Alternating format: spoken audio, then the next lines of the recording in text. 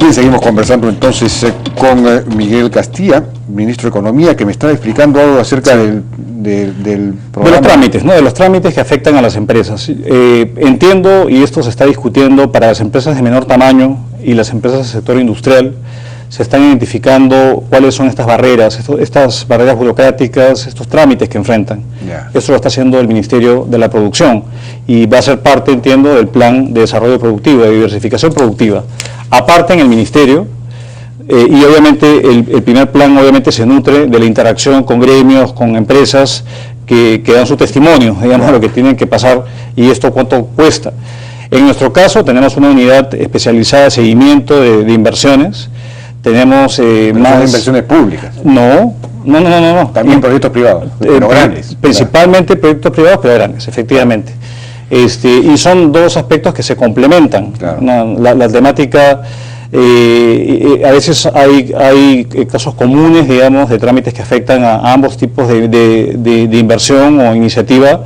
Pero si es un tema, digamos, que lo reconocemos, tenemos que trabajar mucho más decididamente y ciertas normas, modificarlas, porque son normas que capaz fueron dadas con muy buena intención, pero cuya implementación va a ser muy difícil, muy costosa, claro, sí, pues. Y no podemos obviamente cargarle más carga, digamos, a las empresas. Yo creo que ese es un tema que estamos trabajando conjuntamente y van a haber novedades pronto al respecto. Bueno, ojalá, porque eso es absolutamente vital y clave.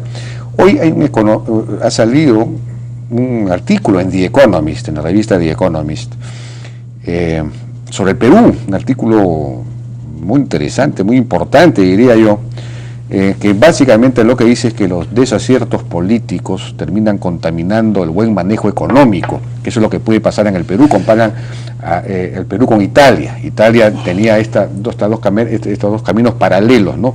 La economía iba muy bien, la política iba muy mal, pero la política no contagiaba a la economía hasta que esas dos líneas se juntaron y la economía se paralizó. Entonces eso puede, dice, pasar acá también. Dice que el gobierno está lleno el nuevo gabinete lleno de tecnócratas muy capaces, pero el problema es un problema de liderazgo político del propio presidente, del gobierno. Hay un problema en la política y hay un problema en la institucionalidad del país.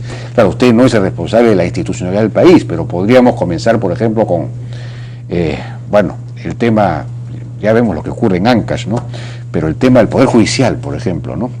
Cuyos trabajadores están ahora en huelga por un problema de salarios y que no quieren incorporarse a la ley de servicio civil, donde debería haber pues un acuerdo nacional para impulsar esas cosas, porque son reformas claves. Entonces empieza a perforar la ley de servicio civil y hay un momento en que...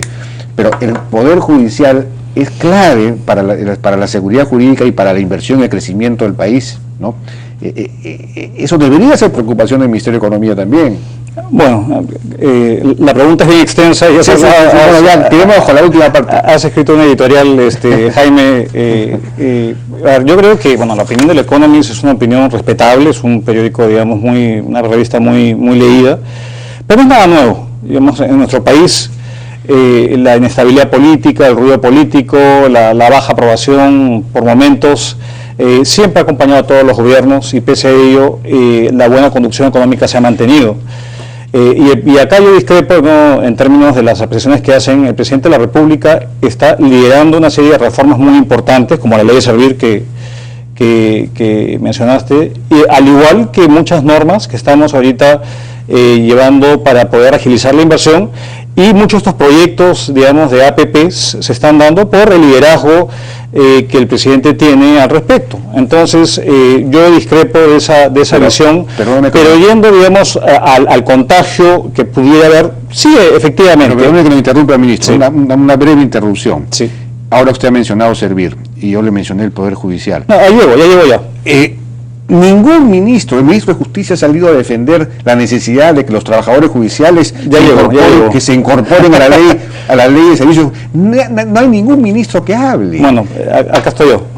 No, soy uno que habla, por decirlo así, es decir, ¿quién habla? Es decir, no hay liderazgo. O bueno, ministro de Economía. No. Acá yo creo que no confundamos las cosas. Yo creo que yendo al primer comentario, no pregunta, hay liderazgo, se están avanzando una serie de temas y acá el manejo económico es un manejo económico responsable y serio, porque así lo definió el presidente que lo fuera. Y de hecho, vamos a tener buenas noticias. La semana entrante el INEI va a sacar los datos de crecimiento y va a haber noticias bien agradables y un quiebre en la tendencia importante. No voy a decir más porque les compete a ellos anunciar las cifras. En términos de las reformas, se han hecho una cantidad de reformas importantes, y yendo precisamente al tema del Poder Judicial. A mí me sorprende honestamente estos reclamos, porque los trabajadores del Poder Judicial son del régimen 728. Entonces, si ellos pensaban que ese régimen vulneraba su autonomía, digamos, han debido digamos, reclamar hace mucho tiempo, ¿no? Y está claramente, y de las entidades públicas, esta es capaz la más preparada para entrar, porque ya tiene los perfiles, tiene las competencias ya identificadas, ha actualizado sus documentos de gestión, que son requisitos para entrar al régimen de servir. Hay trabajadores CAS que hoy día no tienen muy pocos beneficios, que se beneficiarían ostensiblemente de esto. La base de cálculo del CTS mejora, al igual que las pensiones. Entonces es muy beneficiosa esta ley. Lo que capaz haga falta sea una mayor divulgación e información, y estamos trabajando en mesas de trabajo con el presidente Mendoza. Ahora, yo creo que hay mucha resistencia al cambio por falta de conocimiento capaz, pero esta es una norma que definitivamente beneficia a los trabajadores y ordena la administración pública. Además, creo que les permitiría eventualmente pasar a otros sectores, a otros ministerios. Podría rotar una carrera amplia. Fácilmente el Poder Judicial, digamos, a otras que tengan, digamos, competencias afines, claro, ¿no? Entonces, incluso cuando hemos conversado este tema con el presidente del Poder Judicial, él ha sido partícipe de que sus trabajadores entren al régimen de servir, pero obviamente se requiere informar mucho más.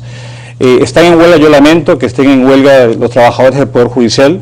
Ya los descuentos empiezan pronto, es una huelga declarada ilegal, y por lo tanto sí sería bueno, digamos, volver a los centros de trabajo, y la ley de servir, el reglamento se ha prepublicado. Estamos ya en casi el día 15, faltan una semana más de prepublicación, y se publica la norma y automáticamente ya puede entrar el Poder Judicial y tener una mejora real, digamos, en sus saberes, una carrera, y eso lo hemos conversado. Entonces yo la verdad que invoco a los trabajadores del Poder Judicial a que dejen medidas de protesta. Finalmente es el ciudadano el que se ve perjudicado por esto.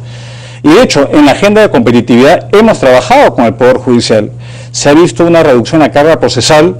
Hemos abierto salas especializadas en el Poder Judicial para atender temas concursales, de copy, temas tributarios. Entonces sí creo que hay una voluntad de modernización importante en el Poder Judicial, pero tiene que ser integral. No puede ser para algunos temas sí y otros no. Claro. Y eso aplica a todas las entidades públicas. Ya tenemos más de 50, y yo creo que lo importante es dar el ejemplo. Una vez que una serie de entidades entren y vean los beneficios, y hay un efecto de demostración, se van a, digamos, erradicar estos mitos de que esto es una ley, digamos, que perjudica los beneficios y, digamos, es perjudicial para los trabajadores. Es un tema que no es correcto, y acá yo defiendo y defenderé hasta el último día de esta ley, que es una de las principales reformas que ha hecho el gobierno peruano, y que vamos a ver resultados y tener un Estado mucho más ágil, mucho más facilitador, digamos, y en el tema del Poder Judicial es fundamental, digamos, que esto se aplique y se resuelva lo más pronto posible. Sería bueno que el ministro de Justicia también hable de esto, ¿no? Y explique las bondades del régimen de servicio civil y todo lo demás para los trabajadores judiciales. El tema de Ancash ha puesto claramente de manifiesto los problemas serios que tiene el proceso de descentralización. Por lo menos en algunas zonas se han distribuido, se han transferido muchas competencias, casi todas las competencias del gobierno central, muchos recursos, sobre todo en las que tienen canon, y entonces se han formado botines presupuestales que son prácticamente asaltados, todo, en fin, hay un problema muy serio ahí. Se necesita una reforma del proceso de descentralización, del canon y todo lo demás. ¿Se va a hacer algo al respecto? Sin duda, yo creo que esta ha sido una alerta, porque el status quo, mantener, digamos, las cosas como están, no es una opción. Y de hecho, lamentablemente, lo de Ancash no solamente es exclusivo a Ancash. Esto Claro, claro. ha habido muertes, lamentables muertes por el tema político, pero si uno le quita las muertes, probablemente hubiese seguido las cosas tal cual están, ¿no? Pero hay otras regiones que sufren, digamos, de este problema. Con la Contraloría estamos viendo mecanismos para poder justamente evitar digamos, mal uso de los recursos. Hay un tema de autonomías. Una vez que este canon se transfiere, la Constitución y las leyes orgánicas derivadas de la Constitución les dan intangibilidad a estos recursos. Entonces tenemos que vernos obligados a tomar medidas temporales, pero que son medidas extremas. Esperamos obviamente que las investigaciones que está haciendo la Contraloría den efecto y que esto sea, digamos, un ejemplo de lo que se tiene que hacer para un buen uso de los recursos públicos. Estamos presentando un proyecto de ley de cambios en la Ley de Contrataciones del Estado, donde queremos equilibrar los temas de transparencia con los temas de eficiencia, y en el uso del canon, en general yo creo que lo que está pasando en Ancash y en otras regiones del país nos plantea a todos una gran reflexión de qué hacer al respecto y evitar que esto vuelva a ocurrir. A mí, cálculos gruesos dicen de que perdemos más o menos el 30% del presupuesto nacional en corrupción y en malos usos de los recursos públicos, que finalmente son los impuestos que pagamos todos los peruanos, o las empresas.